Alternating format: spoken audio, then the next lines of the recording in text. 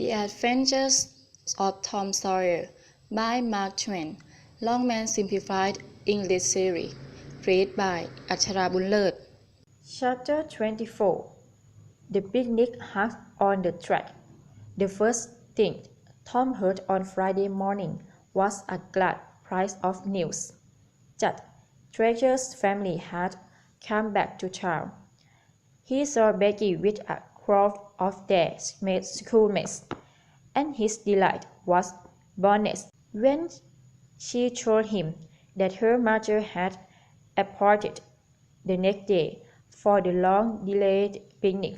Invitations were sent out before sunset. Tom had hopes of sharing Huck's meal and of astonishing Becky and the picnickers with the treasure the next day, but so signaled came.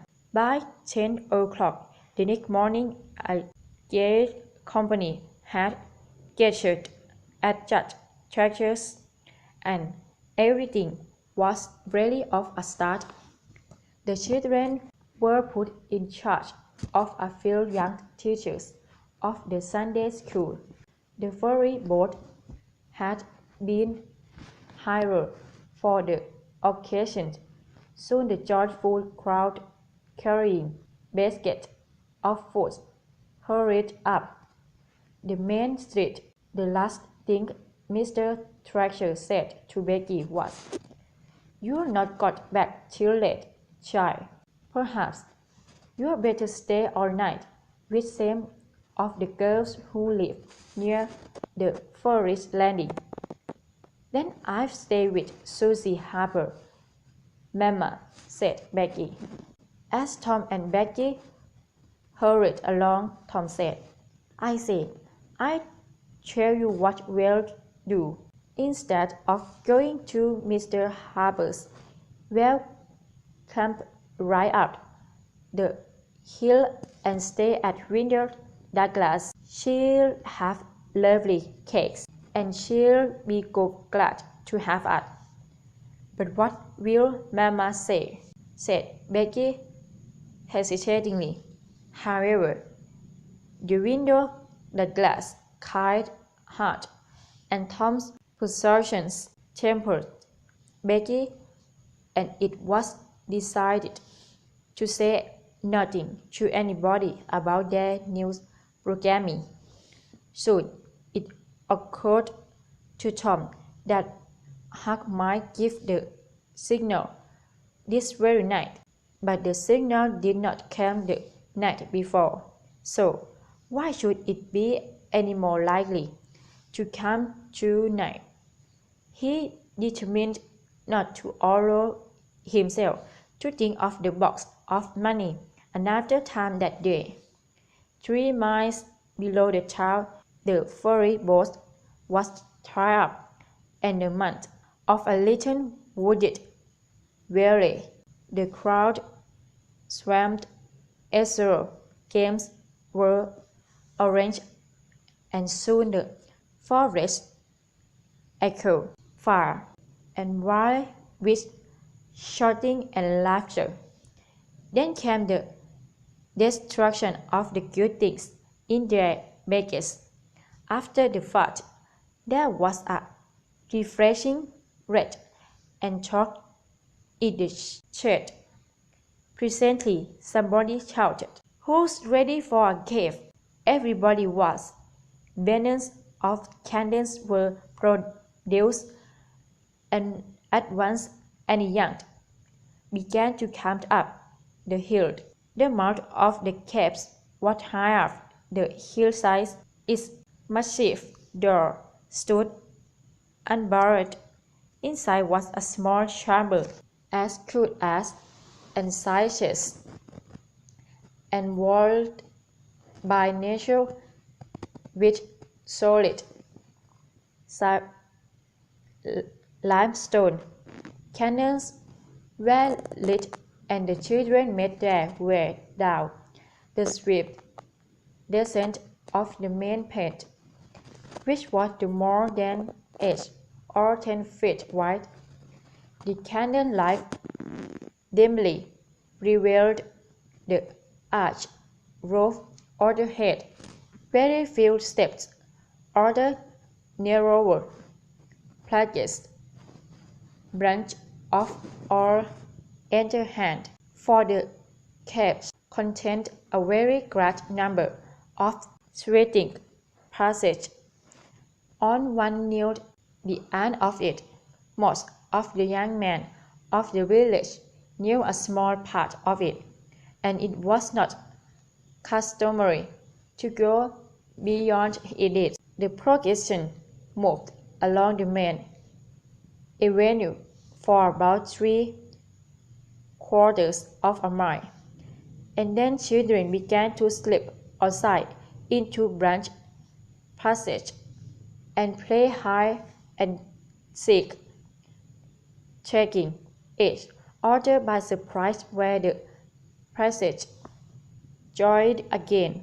Finally, one group after another came wandering back, breathless, covered with clay and cannon drippings, for had to fold, and entirely delighted with the success of the day.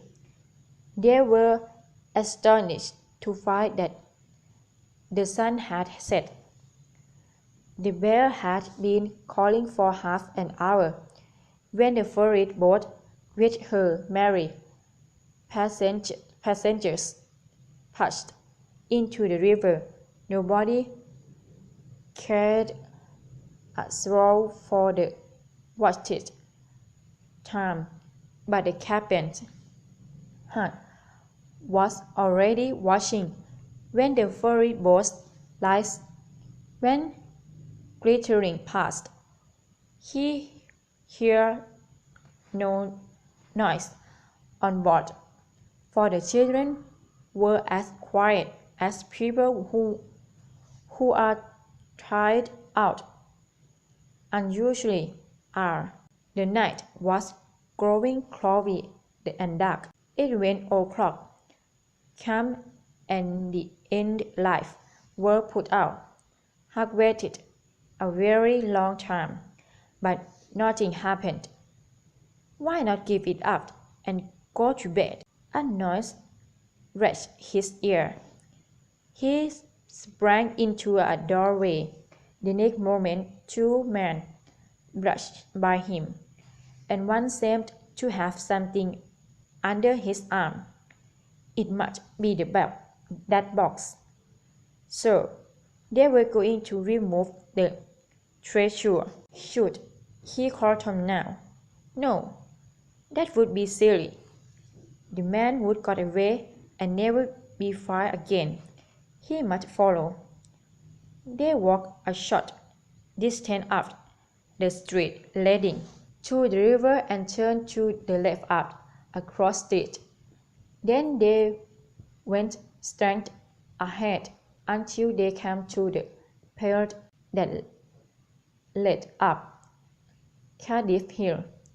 This they took halfway up till they passed the house of the old Welshman, Mr. Jones, and still clambered upward among the tall bushes. Huck shortened his distance now, for they would never be able to see him. He hurried on for a time, and then slowed down, fearing that he was getting too near them.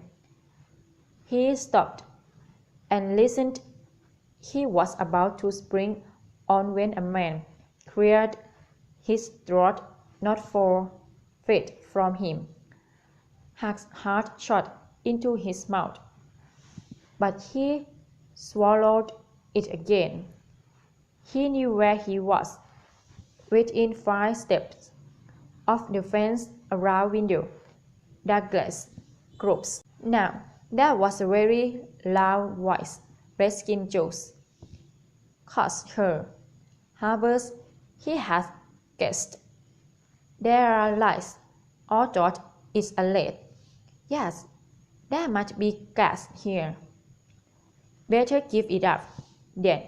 This was the voice of the stranger of the haunted house. Give it up. Just when I'm about to leave his country forever. Never. I tell you again. I don't want her money.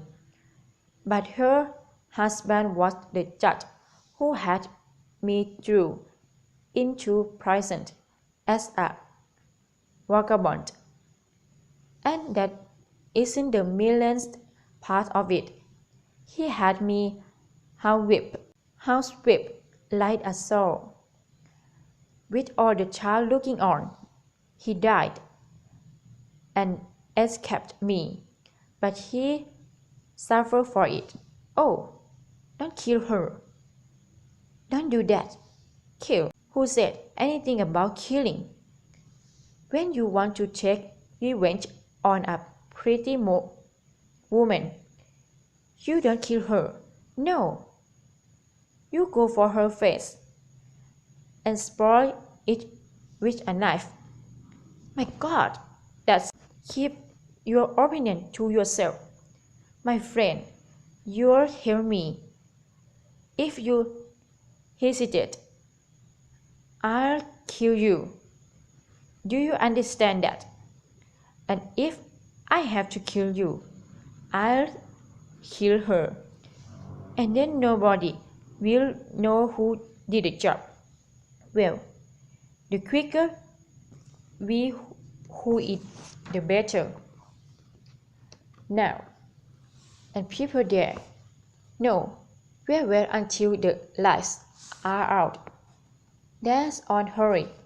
With infinite care, Huck stepped back little by little until he thought that he was safe. Then he flew like the wind. Down he raced till he reached the wheelsman. He banged at the door, and the hands of the old man and his sons were thrust from windows. Let me in, Mr. Jonas. Quick, it's Huckleberry Friend. I'll tell you everything. Let him in, boys, and let's see what the trouble is. Please, don't tell anyone that I told you. Were Huck's first words when he got it. Please, don't I be killed. But the window's been a good friend to me sometimes, and I want to tell. We might have something important to tell us, or he wouldn't be half so, said the old man. Speak out, Huck. I promise you that nobody here will ever tell. Huck hurriedly told them what he had overheard, and a few minutes later the old man and his sons were up the hill and tiptoeing towards the fence. Huck, hidden behind a great log, listened anxiously. All of a sudden, there was the sound of shots and a cry. Huck waited for no details.